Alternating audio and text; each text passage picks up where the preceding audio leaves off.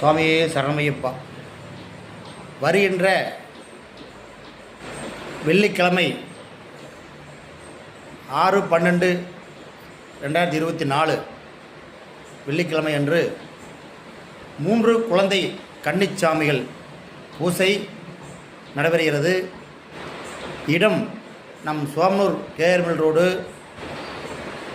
பத்திரகாளி அம்மன் கோயில் பின்புறம் இல்லம் இருக்கிறது. வீட்டில் பூசை ஏற்பாடு செய்யப்பட்டிருக்கிறது.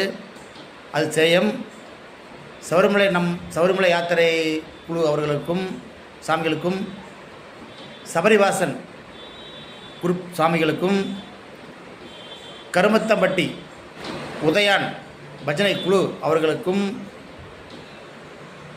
சிறப்பு அலங்காரம், சிறப்பு தீபாராதனை, கற்பூர ஜோதி, புஷ்ப அலங்காரம்